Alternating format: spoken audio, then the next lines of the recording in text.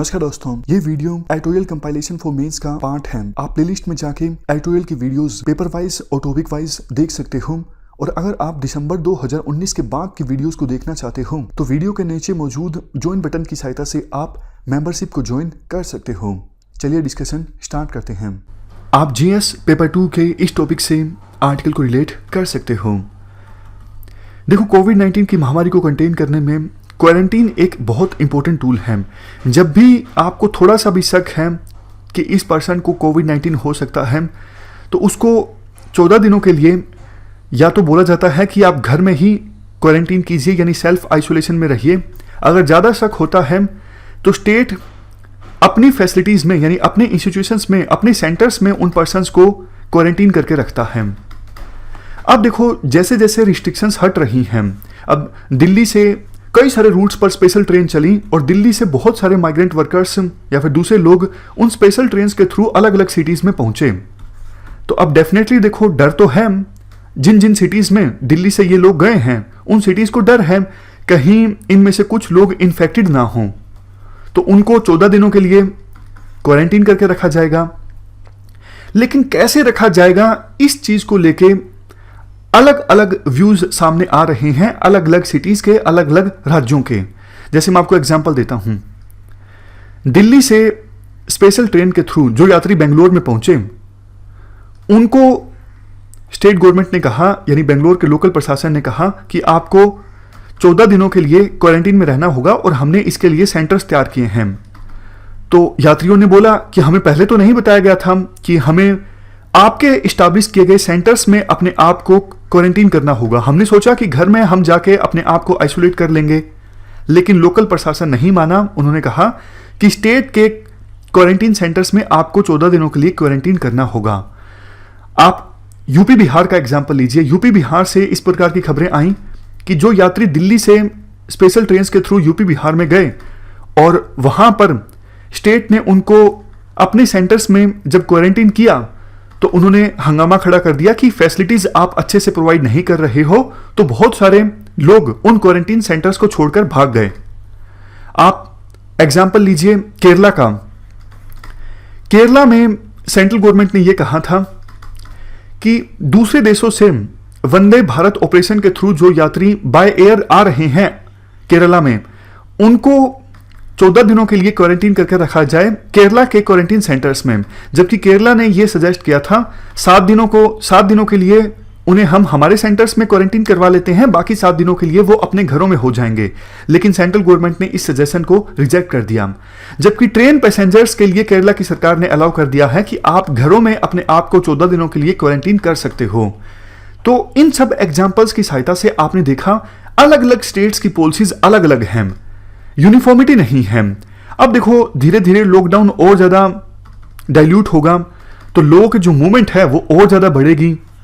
तो क्वारंटीन तो करना ही होगा हर एक उस पर्सन को जो एक स्थान से दूसरे स्थान पर जा रहा है। लेकिन क्वारंटीन संबंधित पॉलिसीज अगर यूनिफॉर्म नहीं होंगी तो फिर और भी ज्यादा दिक्कत आएगी।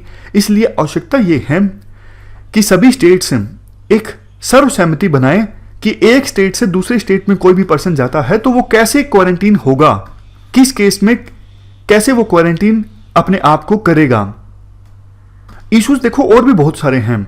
जैसे मैं आपको एक और एग्जांपल देता हूं, हरियाणा में दिल्ली के साथ लगते जो शहर हैं जैसे फरीदाबाद, गुड़गांव और सोनीपत, बहादुरगढ़, यहां से डेली बेसिस पर हजारों लोग दिल्ली में आते हैं काम करने के लिए।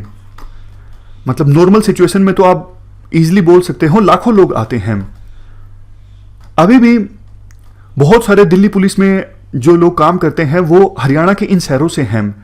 अब वो डेली बेसिस पे दिल्ली में आएंगे काम करने के लिए, वापस में वो हरियाणा में जाएंगे तो वो 14 दिनों के लिए अपने आप को क्वारंटीन नहीं कर सकते। और इस चीज को लेके विवाद उत्पन्न हो गया था हरियाणा और दिल्ली के बीच। हरियाणा सरकार ने अपना बॉर्डर बंद कर दिया था। मतलब जो एसेंशियल सर्विसेज में लोग लगे हुए हैं दिल्ली में, उनको भी नहीं आने जाने दिया जा रहा था।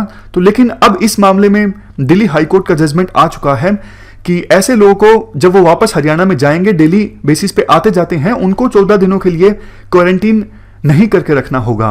अब ये बात सिर्फ हरियाणा दिल्ली की नहीं है, हमारे देश में बहुत सारे राज्य ऐसे हैं जिनमें डेली बेसिस पे लोग आते जाते रहते हैं, क्या वो 14 दिनों के लिए क्वारंटीन करेंगे? इस मामले में भी सेंट्रल गवर्नमेंट को एक यूनिफॉर्म पॉलिसी बनानी होगी। लास्ट में एक बात ये बोली जाती है आर्टिकल में, देखो एक सर्कुलर रिलीज किया गया था सेंट्रल गवर्नमेंट के द्वारा 10 मई को।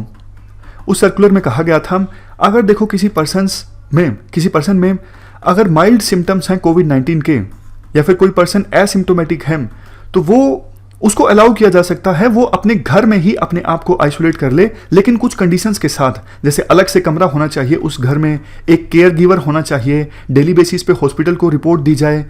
ये अप्रूवल सेंट्रल गवर्नमेंट के द्वारा इसलिए किया गया था ताकि हेल्थ इंफ्रास्ट्रक्चर पर ज्यादा बर्डन ना हो। अब देखो हर एक पर्सन है तो कोविड-19 का शिकार, लेकिन सिम्टम्स नहीं है, हॉस्पिटल में ट्रीटमेंट की जरूरत नहीं है। सभी पर्सन्स को अगर हॉस्पिटल में बेड दे दिया जाएगा तो फिर उन पर्सन्स के लिए अगर कंडीशन खराब होती है तो उन पर्सन्स के लिए बेड नहीं बचेगा जिनको ट्रीटमेंट की आवश्यकता है। तो इससे अच्छा तो यही है ना कि जिनको अभी कोविड-19 तो है लेकिन हॉस्पिटल में ट्रीटमेंट की आवश्यकता नहीं है, उनको कुछ कंडीशंस के साथ घर में ही क्वारंटीन करके रखा जाए। तो इसी दिशा में आगे बढ़ते हुए यूनिफॉर्म पॉलिसी बननी चाहिए, सभी स्टेट्स की इस पॉलिसी पर सहमति होनी चाहिए। चलते हैं आगे। नेक्स्ट आर्टिकल बिहेवियर चेंज से संबंधित है। आप जीएस पेपर 4 के इस टॉपिक से आर्टिकल को रिलेट कर सकते हो।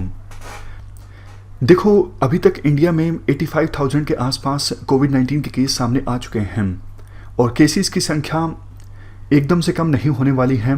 अब तो लॉकडाउन में भी सरकार छूट देगी तो केसेस की संख्या बढ़ भी सकती है। तो अब बहुत हद तक दारोमदार जनता पर है, जनता कितनी सावधानी बरतती है, जनता अपने बिहेवियर में किस प्रकार का बदलाव चाहती है ताकि अपने आप को इस बीमारी से सुरक्षित रख सकें।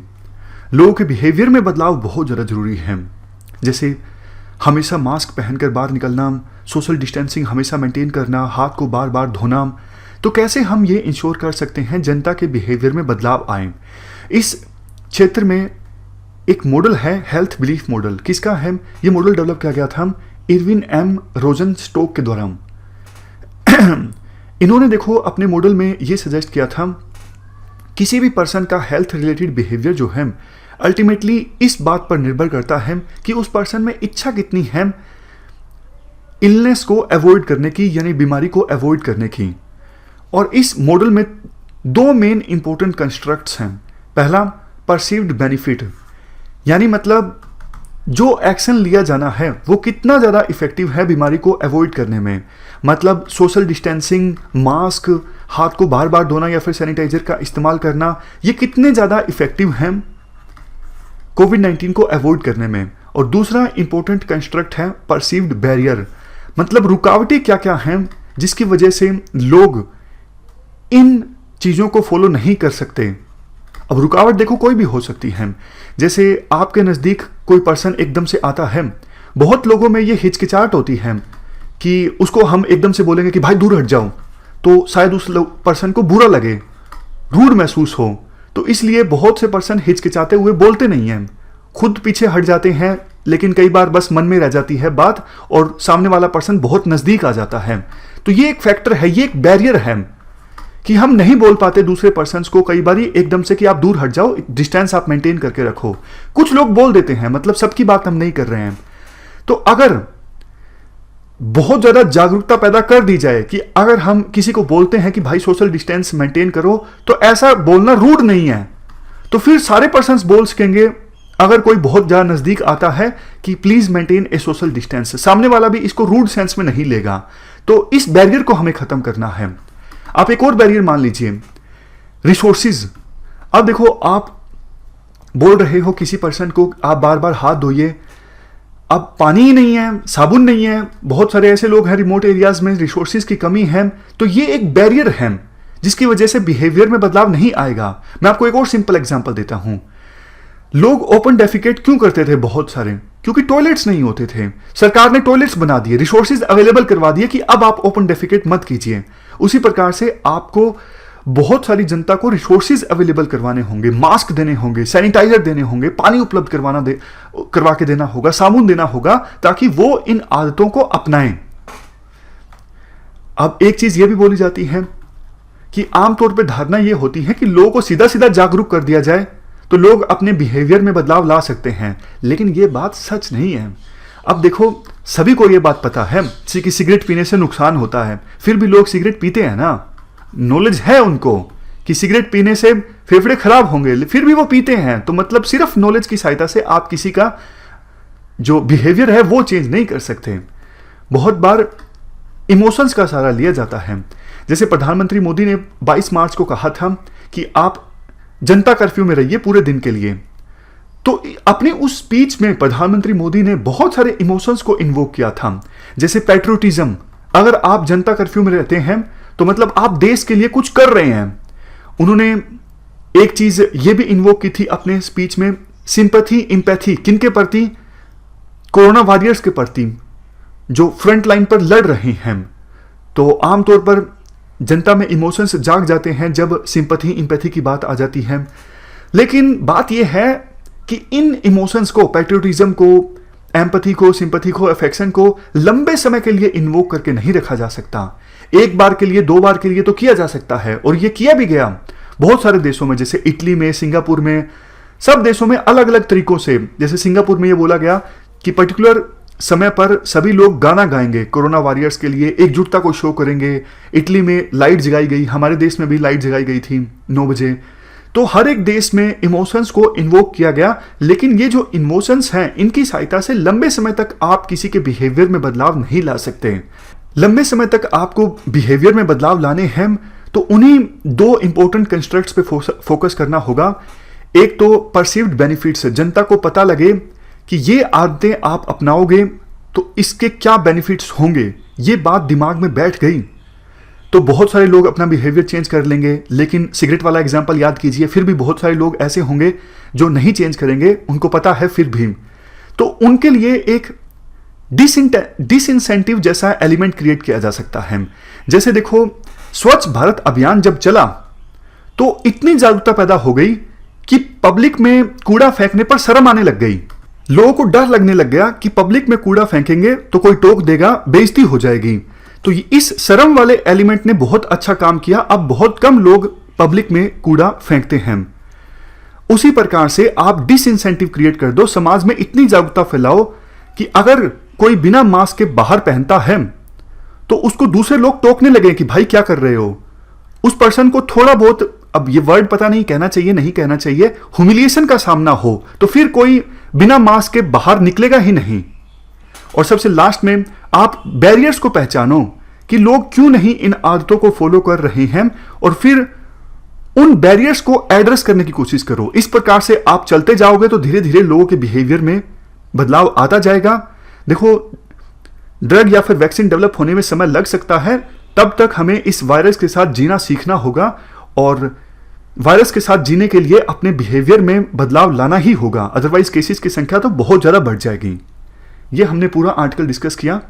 इस डिस्कशन में फिलहाल इतना ही है। Thank you very much for discussion.